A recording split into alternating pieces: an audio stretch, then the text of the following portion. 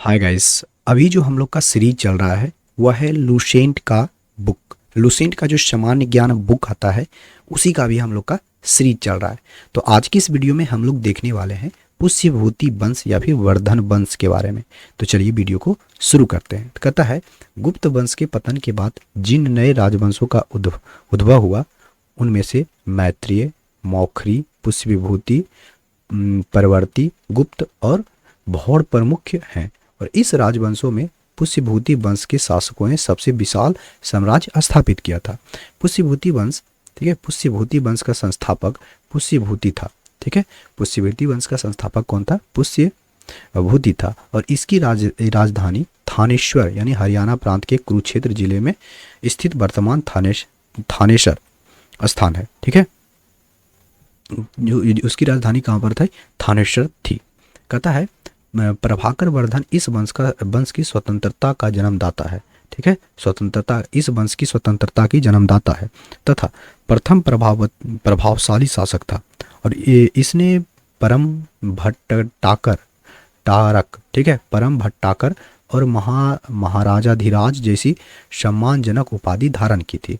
किसने किया था? ये प्रथम प्रभावशाली शासक कौन था? प्रभाकर वर्धन तो था। ठीक है, यही थी महाधिराज की उपाधि और परम भट्टाकर की उपाधि धारण की थी। पर कहता है, प्रभाकर वर्धन की पत्नी यशोमती से दो पुत्र राज्यवर्धन और हर्षवर्धन, दो गो था, राज्यवर्धन और हर्षवर्धन, तथा एक कन्या राजश्री उत्पन्न हुई। किससे? प्रभावर्धन की पत्नी किससे हुआ था? यशोमती से। यशोमती से दो पुत्र और एक पुत्री का हुआ था, एक कन्या का, जो कि जिसका कन्या का नाम राजश्री था और पुत्र का नाम राज्यवर्धन और हर्षवर्धन था। राजश्री का विवाह कन्नौज जी के मौखरी राजा ग्रहबर्मा के साथ हुआ था। किसके साथ? राजश्री का विवाह जो हुआ था कन्नौज के मौखरी राजा ग्रहबर्मा के साथ हुआ था। मालवा के शासक देवगुप्त ने ग्रहबर्मा की हत्या कर दी और राजश्री को बंदी बनाकर कारागार में डाल दिया। कहता है, राजवर्धन ने देवगुप्त को मार डाला, परंतु देवगुप्त के मित्र गौड़ नरेश शशांक ने धोखा देकर राजवर्धन की हत्या कर दी। कहता, शशांक शैव धर्म का अनुयायी था और इसने बौद्धि वृक्ष ने बौद्ध गया को कटवा दी। बौद्ध गया में जो था वह कटवा दिया था। किसने कटवाया था? शशांक शैव धर्म का अनुयायी था और इसी ने बौद्धि धर्म को क्या किया? बौद्धि वृक्ष को क्या किया था? कटवा दिया था। राजवर्धन की मृत्यु के बाद 606 ईस्वी में 16 वर्ष की अवस्था में हर्षवर्धन थानेश्वर की गद्दी पर बैठा और हर्ष को शिलादित्य के नाम से, किस नाम से? शिलादित्य के नाम से जाना जाता था और इसे परम भट्टाकर नरेश की उपाधि धारण की थी। कहता है, हर्ष ने शशांक को पराजित करके कन्नौज पर अधिकार कर लिया तथा उसे अपनी राजधानी बनाया। ठीक है, हर्ष ने शशांक को पराजित कर लिया, कन्नौज को अधिकार कर लिया और उसकी राजधानी बनाया। हर्ष और पुलकेशिन द्वितीय के बीच नर्मदा नदी के तट पर युद्ध हुआ। ठीक है, किसमें? हर्ष और पुलकेशिन द्वितीय के बीच नर्मदा नदी के तट पर युद्ध हुआ जिसमें हर्ष की पराजय हुई।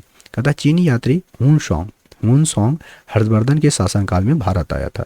चीनी यात्री जो हुनसोंग था ये आया था हर्षवर्धन के शासनकाल में। कहता, हुनसोंग को यात्रियों में राजकुमार, नीति का पंडित एवं वर्तमान शाक्य मुनि कहा जाता है। वह नालंदा विश्वविद्यालय में पढ़ने एवं बौद्ध ग्रंथ संग्रह करने के उद्देश्य से भारत आया था। कौन आया था? तो हुनसोंग आया था, जो कि यात्रियों में राजकुमार, नीति का पंडित एवं वर्तमान शाक्य मुनि के से कहा जाता है। ठीक है, और नालंदा विश्वविद्यालय में पढ़ने, बौद्ध ग्रंथ को संग्रहित करने एवं ओके करने के उद्देश्य से आया था। ठीक है, हर्ष 641 ईस्वी में अपना दूत चीन भेजा तथा 643 एवं 645 ईस्वी में दो चीनी दूत उसके दरबार में आए थे। ठीक है, ठीक है। हर्ष ने कश्मीर के शासक से बौद्ध के दंत अवशेष बलपूर्वक प्राप्त किया था। हर्ष ने कश्मीर के शासक से बुद्ध के दंत अवशेष बलपूर्वक प्राप्त किया था। तो हर्ष के पूर्वज भगवान शिव और सूर्य अन्य उपासक थे। प्रारंभ में हर्ष अपनी कुल देवता शिव को परम भक्त था। ठीक है, और चीनी यात्री होनसोंग से मिलने के बाद उसने बौद्ध धर्म को महायान शाखा को राज्याश्रय प्रदान किया और वह पूर्ण रूप से बौद्ध बन गया। हर्ष के समय में नालंदा महाविहार बौद्ध धर्म का शिक्षा का केंद्र था। हर्ष के समय नालंदा महाविहार जो था महायान बौद्ध धर्म की शिक्षा का प्रधान केंद्र था।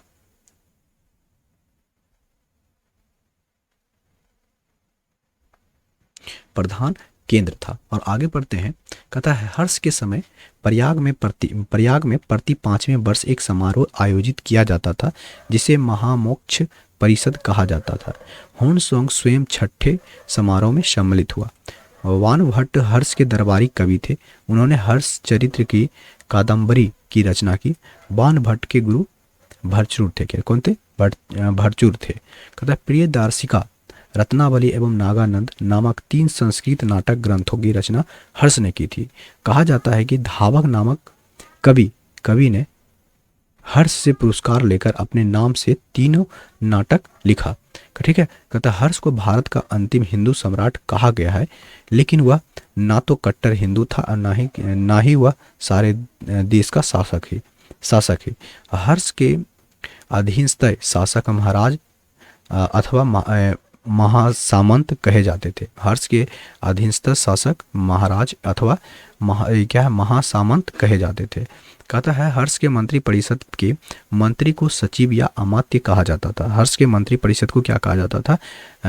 के मंत्री को सचिव या फिर अमात्य कहा जाता था। कहता है प्रशासन की सुविधा के लिए हर्ष का साम्राज्य कई प्रांतों में विभाजित था। प्रशासन की सुविधा से हर्ष का जो साम्राज्य था कई प्रांतों में बटा था और प्रांत को भुक्ति कहा जाता था। क्या कहा जाता था? भुक्ति कहा जाता था। अब प्रत्येक भुक्ति का शासक राजस्थानीय, ठीक है, राजस्थानीय उपरीक अथवा राष्ट्रीय कहलाता था। कहता है भुक्ति का विभाजन जिलों में हुआ। जिलों की संज्ञा थी विषय, जिसका प्रधान विषयपति होता था और विषय के अंतर्गत कई पाठक होते थे। ठीक है, पाठक होते थे। आधुनिक तहसील जिसको बोलते हैं वो था। ठीक है, कहता है देखिए हर्ष चरित्र के अनुसार हर्ष का मंत्री परिषद भंडी क्या था? प्रधान सचिव होता था। सिंहनाद होता था प्रधान सेनापति होता था। और कुंतल क्या होता था? अश्व सेना का प्रधान होता था। और सकंद गुप्त क्या होता था? गज सेना का प्रमुख होता था। कहता है ग्राम शासन की सबसे छोटी इकाई थी। ग्राम जो था शासन की सबसे छोटी इकाई थी। ग्राम शासन का प्रधान ग्राम छपटिका कहा जाता था। और पुलिस कर्मियों को चाट या भाट कहा जाता था। पुलिस कर्मियों को क्या कहा जाता था? चाट या भाट कहा जाता था।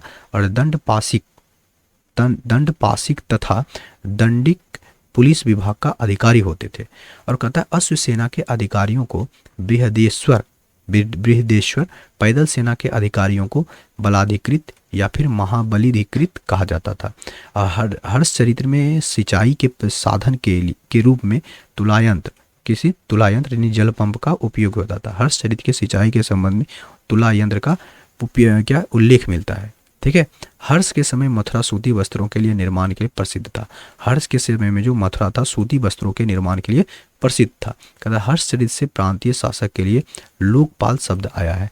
हर्ष चरित्र में प्रांतीय शासक के लिए लोकपाल शब्द आया है। इस तरह से हम लोग का हो गया, जो कि हम लोग का जो समाप्त होता है ये चैप्टर, ये टॉपिक, चैप्टर नहीं कह सकते, ये क्या होता है, ये टॉपिक क्या होता है हम लोग का समाप्त हो जाता है। पुष्यभूति वंश एवं या फिर वर्धन वंश कहते हैं।